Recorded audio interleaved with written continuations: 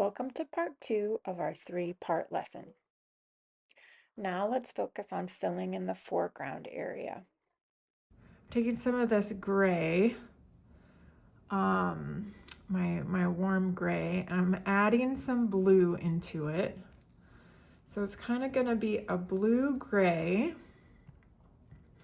And this is gonna be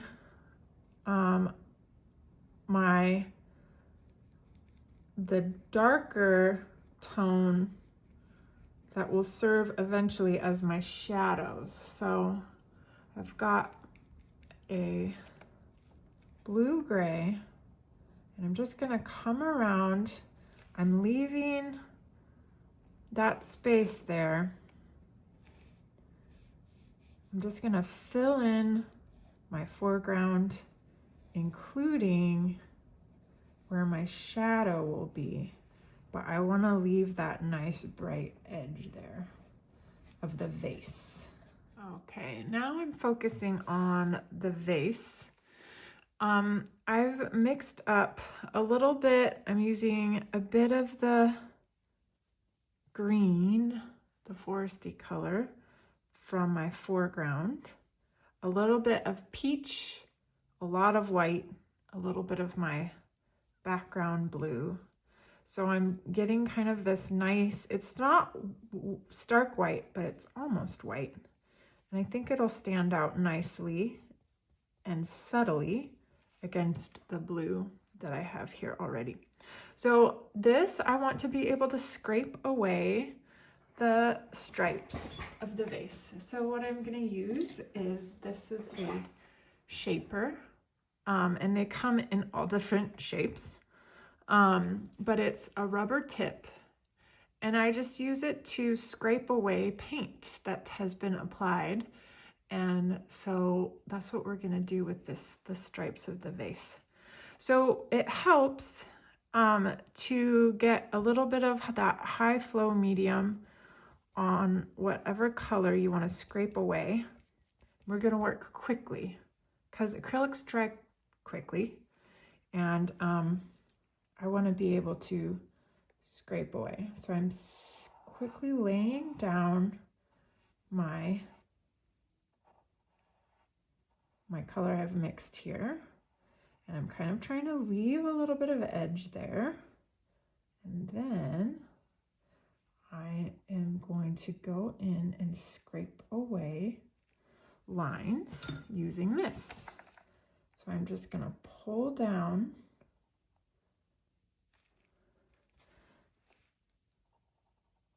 and hopefully I haven't waited too long at this point. I think it's working. And you can play with thick and thin, depending on how hard you push down. But see, now I want to focus on the background, the foreground, both drawing out that shadow right here and more further defining the edges of my vase by focusing on what I'm painting around the vase rather than the vase itself. So I have mixed up this color here. It's a bit of this, the base layer of the foreground, and some white, more white, light blue, a little bit of peach, and I've mixed it up. And I'm gonna test it and see how it looks. I just want to get some good contrast between this color and my shadow. And it looks good. It looks like it'll be good. I'm even gonna play around with leaving a little bit of that dark edge to help define my vase.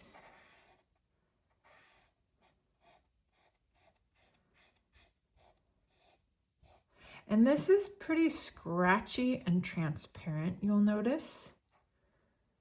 I kind of like it that way. It adds interest and texture, in my opinion. And then this, I'm just kind of envisioning here, my shadow. It's it's gonna be starting from the corners of the vase, moving in this direction. So I'm kind of just defining it by painting around it. So just continue filling in around the vase and over that dark green with the lighter green.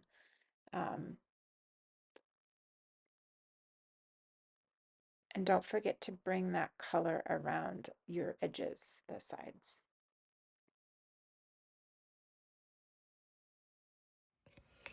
So I decided that I wanted to have a little bit of a fluorescent violet pop of color mixed in with my other flower colors. This is fluid medium, or sorry, fluid acrylic paint. So I have a little dish here that I'm gonna pour that into to just add in here and there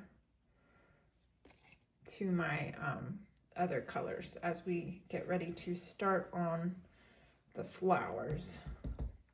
So I think what I want to do is record the my darker tones, which is kind of the where the stems are and these blooms here, and then I see hits of darker tones in popping through throughout. So I'm going to use my darker brown as kind of a base for that my lighter flower colors will go over the top of. So I'm using brown and adding a little bit of red and a tiny bit of blue. I just want a deeper, darker tone. What I'm gonna do with the stems is quickly paint my darker tone here. And then I'm gonna scrape away to create the stem.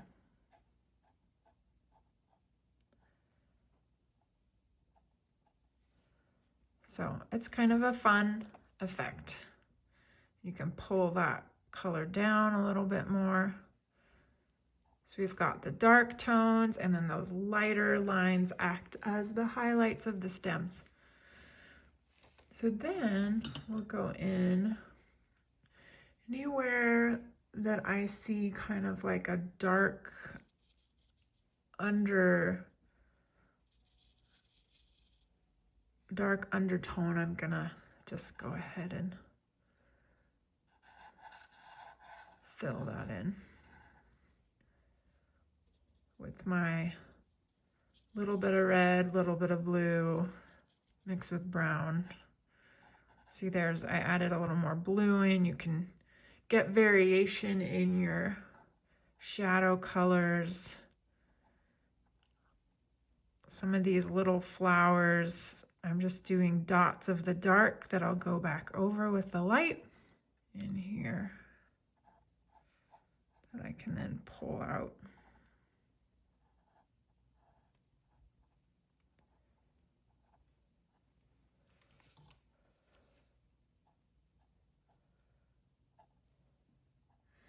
For my little flowers, I've got a mixture of peach, white, and a little bit of that fluorescent violet.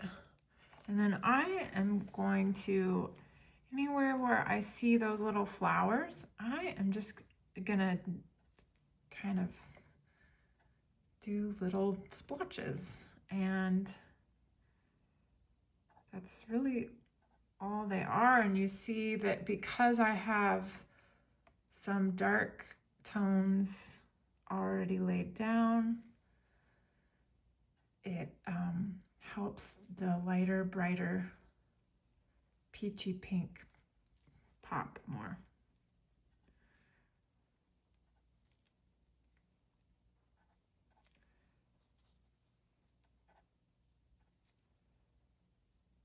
just go in with a few white splotches, maybe a few areas of, let's see how this works. Oh, I like that. Just a few hits of the fluorescent violet.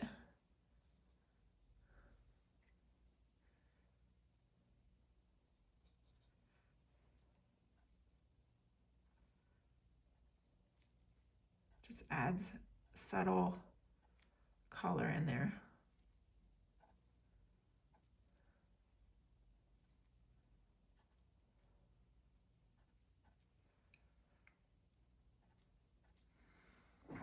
So I like that, and I think I'm gonna just pretty much leave that alone.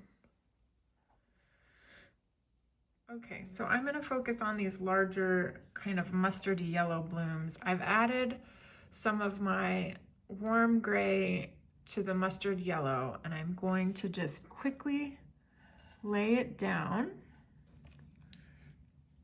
and then do some scraping away.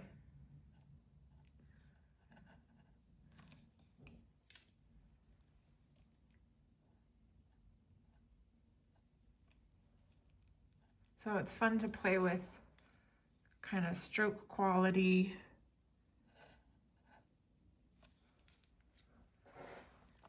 There's really just blobs that I'm painting and then scraping away.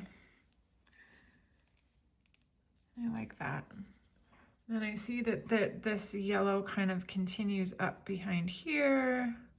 I might scrape some of it away.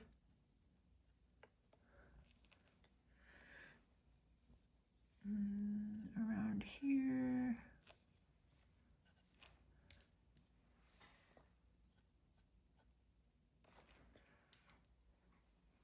Just keeping it loose and adding those touches of mustardy color. Lastly, for this part 2 video, I am adding in those little white kind of flowers that go along the sides, and they pretty much just look like brush strokes to me. I've taken my peach pink color and added a lot of white to it to create these little blooms along the sides, and I'm just kind of pulling my brush down. They're they're basically just strokes, and I'm representing kind of this the direction in which the little flowers go. It's a loose, yeah, a loose representation. I'm just trying to get some different tones, colors, textures, movement.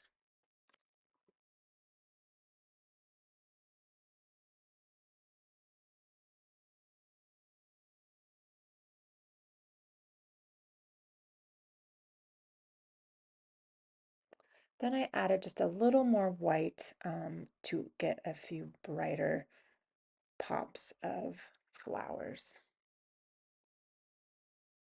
So if you've hung in with me for this long, great job. Don't stop now. Continue to the final video, part 3.